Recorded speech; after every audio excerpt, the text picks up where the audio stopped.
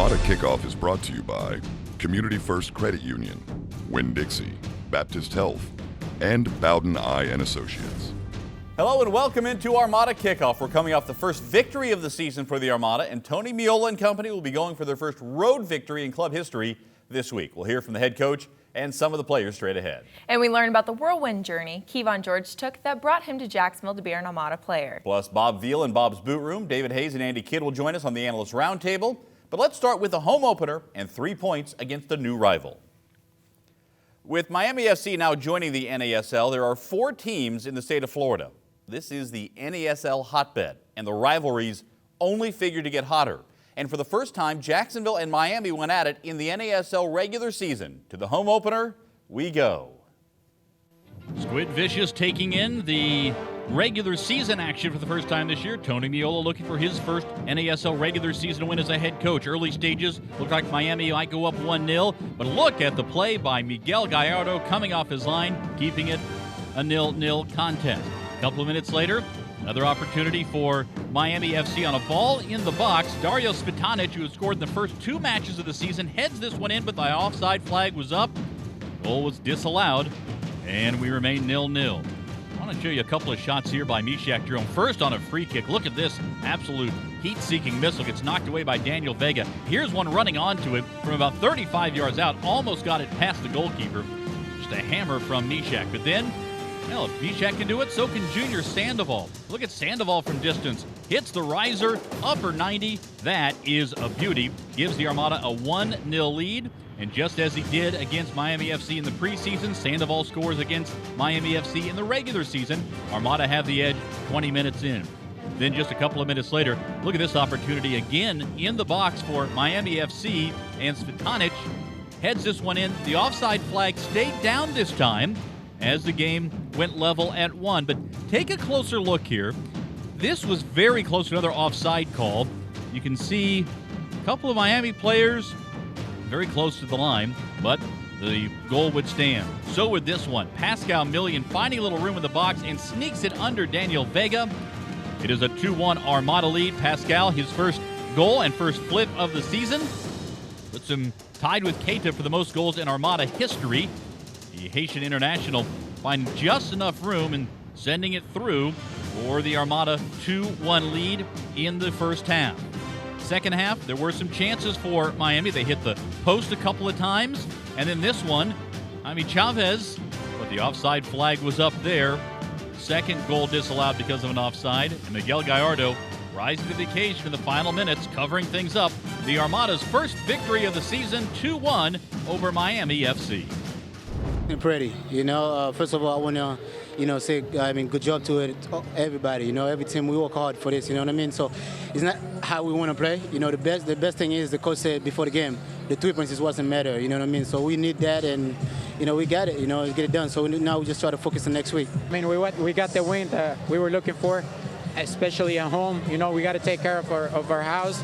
We had to beat everybody here, and that's how you win games, It wasn't the perfect game. We didn't look that pretty, but hey, it's all about winning, and we won today. And thanks to the players, thanks to the coaches, to the fans that came here and support us. And we feel great about it. And it's going to be a step-by-step, game by game, and we're just going to take it like that. We're just going to keep working and see how the season goes. You take a look at the numbers, the 2-1 victory for the Armada. Of the 17 shots, 12 of them came from outside of the box. We showed you a number of them. The Armada, it's not like they're kicking it from half field, but right outside the box, the Sandoval goal came from there. They've also only conceded 1 corner now in 2 games. Against the New York Cosmos, no corners. Against Miami, just the 1. Sandoval and Million both open their scoring accounts for the 2016 season. This week's Fair and Fair man of the match is the game-winning scorer Pascal Million. Throughout the evening, the Armada maintained control on both sides of the pitch, striking first with a goal from Junior Sandoval and then later with the winning goal by Pascal Million.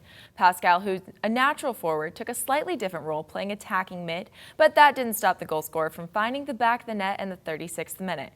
Meola and his staff were impressed by Million's excellent performance and his ability to adapt to his change in position seamlessly.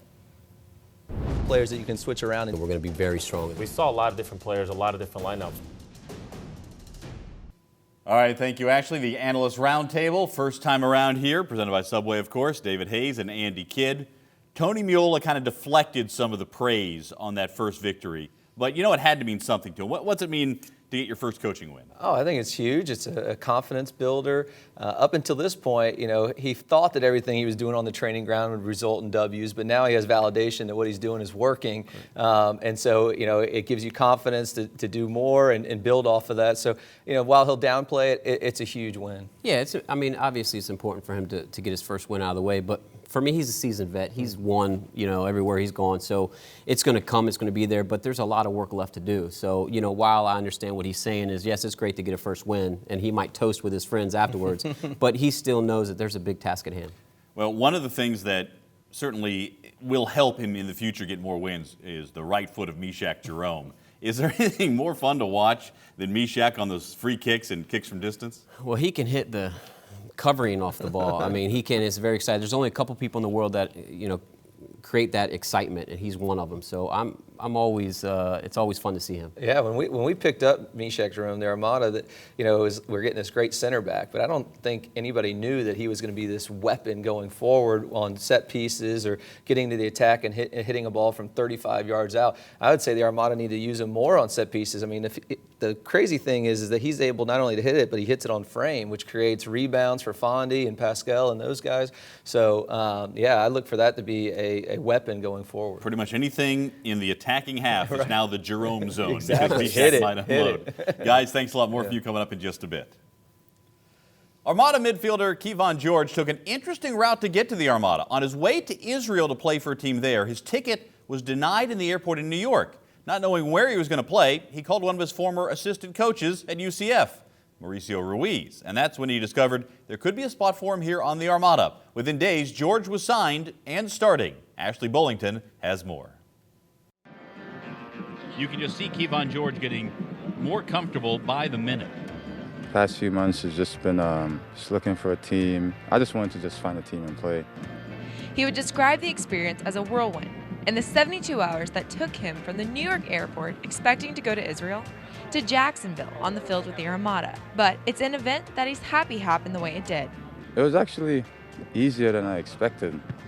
Playing with them in the first game, I just felt like I've been knowing them for a while, so that made it easier for me on the field. As soon as Kevon walked onto the field, he seemed to fit into the system the Armada had set in place. And everyone uses the same word, composed, to describe Kevon's playing style, something Captain Richie Ryan and Tony Meola are happy to have on the field. A pleasure, yeah. He makes the game easier for everyone, and that's what we need within the team, and we can become a better team with him in it. The one thing that's evident is that the kid can play. And though Kevon isn't sure of the lesson that will come from the whirlwind he went through, he knows there is one, and is happy to have found a home here in Jacksonville. I would say it was a blessing. You know, definitely a lesson to be remembered. I don't know what the lesson is, but it made me more humble and more appreciative of everything, you know. So that's how I would describe this journey. Tony Meola never talked about getting the first win as a goal. He did, however, talk about getting the first win away, which the Armada can do this week. Here's Coach's Corner presented by Asana Wellness, the official training facility of the Jacksonville Armada. Obviously, we've spoken about the fact that we need to find points on the road, and you know, the mindset I think with everyone is that this is a place that we want to go down and get 3 points from. And we've spoken so much about, you know, winning, and winning Florida has to be the first thing we do. So this is an opportunity for us against an in-state rival. You know, that whole Coastal Cup approach with the 4 teams in the state. If you do well in the state, it sets up really well for the rest of the season. Yeah, and you know, for us, obviously, we've got that obstacle we got to get over and winning on the road, you know, and it's going to happen. And I said to the guys, you know, why not this weekend, right? Why not just start this weekend? Well, we spoke about it in New York, the same thing, and it didn't happen, but this is another opportunity that I think we can get after. Not just results, but I think performance. I'm assuming you expect a better performance than even on Friday when you did get the 3 points. Yeah, no doubt. The best part about Friday night was that we didn't play well for periods of time, and we found a way to win, right? And I think that's a sign of a good team, is that you find ways to win when things aren't always going great. You know, when it's going great, it's easy to win. So I was proud of the guys in that regard, and I told them that that's a quality we have to have because it's not always going to be perfect every night. So it's Fort Lauderdale on Saturday for the Armada. Then they come back home for 2 matches in 4 days.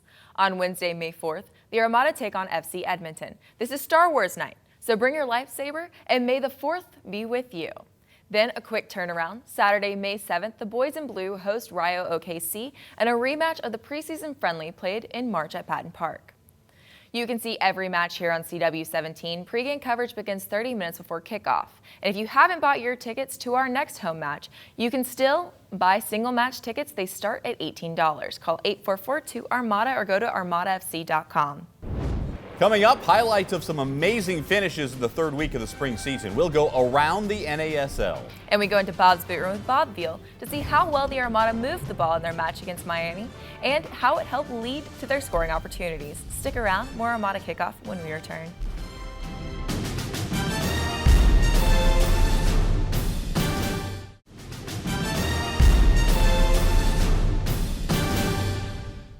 To enter for your chance to participate in the Winn-Dixie Bubble Battle, visit your nearest Winn-Dixie in your Armada gear, take a selfie, and post it to any of the Armada social media using the hashtag WinnDixieBB.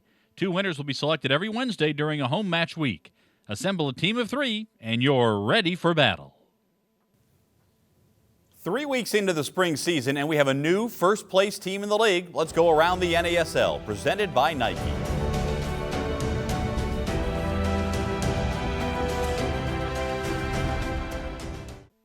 We start in Carolina, where the homestanding Railhawks went to 3 wins from 3. Tisha Polani's 47th minute goal. The difference, Carolina beats Ottawa 1-0. Railhawks haven't lost. Fury haven't won. Indy trailing the New York Cosmos until the 90th minute when Iman Zayed puts this PK away. And then in stoppage time, it was Zayed again who gives Indy the home victory over the Cosmos, first loss of the year for New York. Tampa Bay Rowdies, FC Edmonton. In stoppage time, Lance Lang to tie it. No, Matt Pickens a huge save, and Tampa Bay hangs on for the 1-0 victory. Fort Lauderdale played with 10 men for 69 minutes after this red card. After that, it was all Minnesota United. Christian Ramirez scoring for the home team. 3-0, Minnesota with a victory. So we take a look at the NASL standings, and you find the Carolina Railhawks atop the table. Cosmos no longer sit atop that perch, which is really where they've been since the beginning of last season. Minnesota United and the Cosmos both with 6 points, and the only team yet to concede a point in any match, that is Carolina. You see the Armada at the bottom of that first page as well with 3 points, so a win can really vault them up even further. You've got 2 expansion teams, 2 teams from Canada, and the Strikers, whom the Armada will face in the bottom half of the NASL standings. Now let's head to Bob's Boot Room, presented by Clear Touch. Here are Bob Veal and Ashlea Bullington.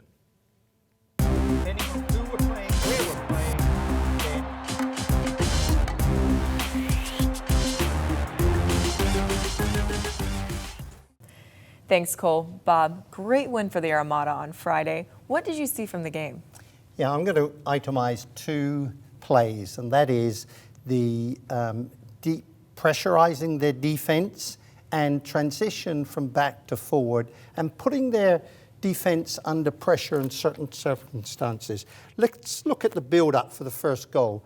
Quite a long clip here. We see the ball played by Miami forward. Richie Ryan in a load of space again, picks the ball up. He's got a Burke here, he's got Mijak, he's going to make a run out here, he's got an option. And you'll see Sandoval lie off the ball here. So let's continue that clip and see what Ryan does. Out to Burke, Burke is forward. This is Pascal, who eventually scores the goal. Back to Ryan, and what I love about Ryan, see how quick he gets rid of the ball. And Devon comes in and collects the ball here. Now they're going to switch the play over to this side of the field. So let's watch that again. This is a lot of passing. Over to Ilondu. Ilondu back out, loses the ball, but watch him win it again. Wins the ball there. Plays it in here. And Fondy, again, as lefty's defender, waiting to pick the ball up. So let's see that played on. Ilondu shoots, or Pascal that was, shoots there. And now Otter comes into it.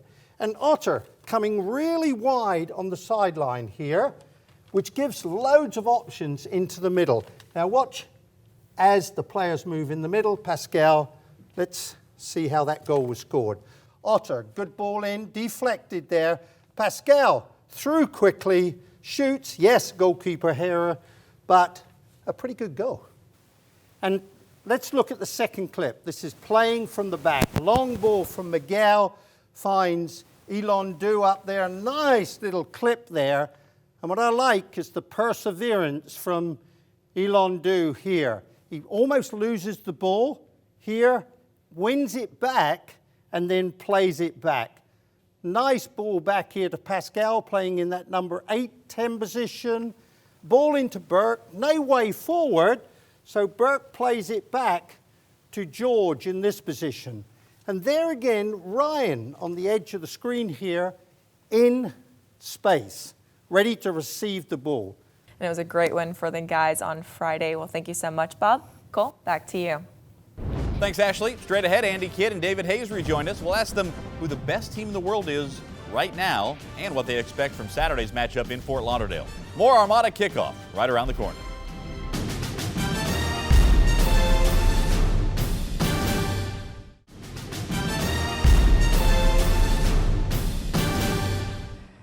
It's huge, especially for the club, and all the players know it. And after getting that win against Miami, it's a huge weight off for all the boys. I feel like now we're gonna put our foot on the pedal and really go at Fort Lauderdale this weekend. The Armada Social Rewards program is a fantastic way to connect with the team and win Armada prizes. Anything from tickets, exclusive interactions with players and coaches, and even an all-inclusive trip to an away game with the team. All you have to do is log on to armadasocialrewards.com, create an account, link your social media accounts, and start earning tokens. Each week here on Armada Kickoff, we pick a random winner. This week's social reward winner is Jessica Brady. You've won 2 tickets to the Armada's May 4th match against FC Edmonton. Now let's head over to the Analyst Roundtable presented by Subway. Cole? Players that you can switch around. And we're going to be very strong. We saw a lot of different players, a lot of different lineups. All right, thank you, Ashley. Back here on the Analyst Roundtable presented by Subway. David Hayes, Andy Kidd. Let's start with some world soccer here to start with. I want to talk Champions League and where things are right now. You've got Bayern Munich, you've got Atletico Madrid, Real Madrid, and Man City remaining. Barcelona is out, the defending champs. Who is the best team in the world right now? Real for me. I mean, they've got too many weapons. Ronaldo's hitting it all strides. I mean, he's got supporting cast and Bell. I mean, I think they're the ones to beat. With Barcelona gone, I lean towards Bayern Munich. They've only lost 2 games in Bundesliga. They're just mowing through people, and they're so disciplined. It'll be probably Real and Bayern in the final, and that'll be an awesome match. But I would lean toward Bayern. You can really make a case for any of those 4 teams winning the Champions League. That's the amazing thing. All right, back with the Armada now, going to Fort Lauderdale this weekend, trying to get that first away win in club history. What do they need to do to make it happen? I don't think they need to change a ton from the New York game. You just got to avoid a couple of mental lapses on defense and finish a few chances on the offensive end. It sounds simple, but without that lapse in the first half, you go into the half 0-0 in the New York game, and it's anybody's ball game. And who knows what could happen in the second half if the Armada get a goal. So I wouldn't change too much, to be honest with you. I think Coach Miola has a good approach to going on the road, and maybe you get another hit like Sandoval had, or you get a Mishak Jerome hit, and you get a W and 3 points on the road. Yeah, I agree with Andy. I mean, we came out in the New York game and we took it to them, and then we gave up just a crazy, goal. So I think if we just keep with our game plan, I think we'll be fine. Yeah. Would you make any changes in the starting 11 from the 11 that Tony Miola used against Miami? No, I'm a big believer in if that unit went out the prior game and there's no big problems and no injuries or nothing, I would stay with the same one. Yeah, I don't think there's many changes to be made. I think Landu and Sandoval both brought a spark. Obviously, Sandoval's shot made a huge spark. But, just like David said, those guys, show that they can do it. They've got some confidence going into the next game. I wouldn't make too many changes. Still looking for a little bit more out of that number 10 spot behind Fondy, but, we'll see how that develops over time. And that's a good problem to have, is to look down your bench and see Keita and all these other players, and be able to put two 11s out there, two starting 11s out there. But I think they should stay with the much deeper team this year, no Absolutely. doubt about it. Guys, thanks so much. Coming up, a closer look at the desperate team the Armada will be facing on Saturday. Stick around. More Armada Kickoff is straight ahead.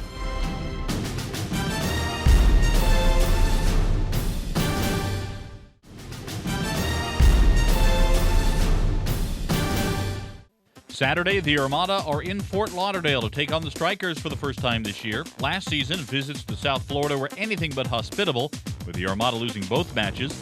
This year, the Strikers have gotten off to a slow start. No goals in the run of play, only one PK, and the best they were able to muster so far, a 1-1 draw with Miami FC in the opener. The Armada will certainly be encountering a hungry and maybe desperate team in Fort Lauderdale.